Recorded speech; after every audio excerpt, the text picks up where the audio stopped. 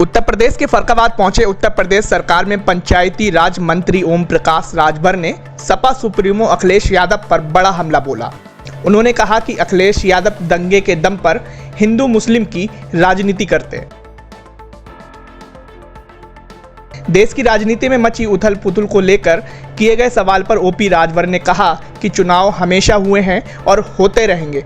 वहीं इस उपचुनाव से ना सरकार को गिरना है और ना किसी सरकार को बनाना है। उन्होंने उपचुनाव में सीटें ना मिलने के सवाल पर कहा कि हमको चुनाव नहीं लड़ना है, हम 100% गठबंधन से संतुष्ट हैं। वायनाड में प्रियंका गांधी वाड्रा के चुनाव पर ओपी राजभर बोले कि वह जिसको चाहें उसको लड़ाएं, जनता हमेशा सत्ता को वोट देना चाहती है, क्योंकि विपक्ष जीतने के बाद भी हमेशा यही रोना है कि हमारी सरकार नहीं, हम क्या विकास करें। जनता और विपक्ष भी जानता है कि ज़्यादातर सीटें सत्ता पक्ष जीतता है।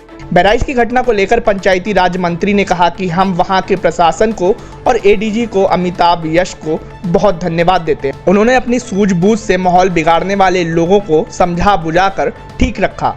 कानून व्यवस्था पर विपक्ष द्वारा सवाल उठाए जाने पर उन्होंने कहा, ये विपक्ष की साजिश है। विपक्ष को सोचना चाहिए, जब उत्तर प्रदेश में समाजवादी पार्टी की सरकार थी तब 815 दंगे हुए और लगभग 1300 लोगों की जनहानि हुई थी। संपत्ति का कितना नुकसान हुआ उसका कोई आंकड़ा नहीं है। आज दौरे का दो उद्देश्य है। पहला उद्देश्य है कि जो विभाग हमको मिला है, पंचायती राज अल्पसंख्यक कल्याण व बोर्ड, तो विभाग की समीक्षा पहली प्राथमिकता है कि आपके फर्रुखाबाद जिले में क्या प्रगति है, जो सरकार की मंशा है, केंद्र सरकार और प्रदेश सरकार की योजनाएं जो संचालित हैं उसमें प्रगति क्या है। पहला तो उद्देश्य ये है। दूसरा उद्देश्य है कि हम एक पार्टी हैं, भारतीय समाज पार्टी, यहाँ एक कार्यकर्ता सम्मेलन भी है। दो उद्देश्य इधर हैं। प्रदेश में समाजवादी पार्टी की तरफ से किसी का बयान नहीं आया, न पीड़ित के घर मिलने कोई गया। अब वो यादव होता तो बयान आता, क्योंकि जब यादव मारा जाता है तब अखिलेश जी का तो बयान आता है।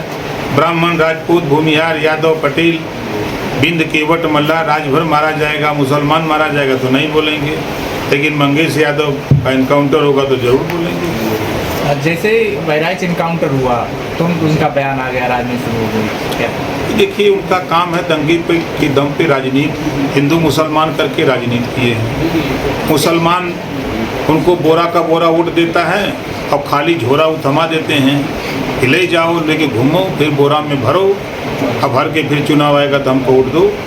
क्या मिला उनको? आज़ादी के बाद 38% नौकरियों में मुसलमान था। कांग्रेस ने विकास किया, सपा ने विकास किया, बसपा ने विकास किया। बीजेपी तो उनकी दुश्मन है ना। आवाज 1% नौकरियों में नहीं रह गए हैं।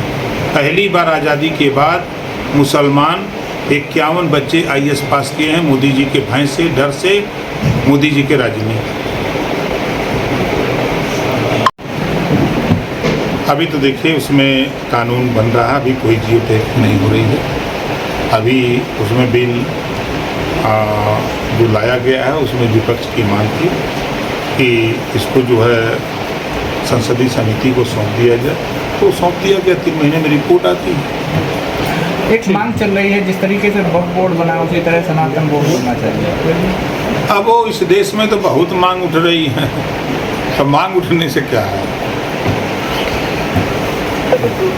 रही है, उपचुनाव सर पे हैं, कुछ प्रदेश की राजनीतिक स्थिति के बारे में कहना चाहेंगे?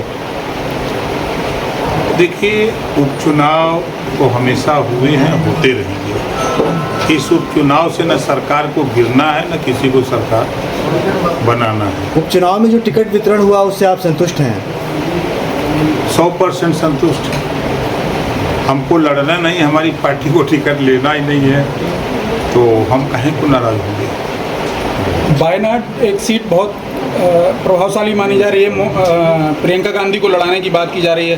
क्या लग रहा है, क्या समीकरण बैठ रहा है? तो कांग्रेस का विषय है, कांग्रेस जिसको चाहे उसको लड़ावे। फोटो नहीं, आप उसका समर्थन में भाजपा के हैं तो क्या वहाँ पे समीकरण बन रहा है? कांग्रेस जिस तरीके से राहुल के बाद अब प्रियंका को उतारने की कोशिश कर रही है। देखिए, हमेशा जनता सत्ता पक्ष को वोट देना चाहती है, क्योंकि विपक्ष जीतने के बाद यही रोना रोता है कि हमारी सरकार नहीं है, हम क्या विकास करें। और जनता भी जान रही है और विपक्ष भी इस बात को जानता है कि ज़्यादातर सीटें सत्ता पक्ष जीतता है। अब आप लोग भी जान रहे हैं, उसमें क्या करना है। बहराइच दंगे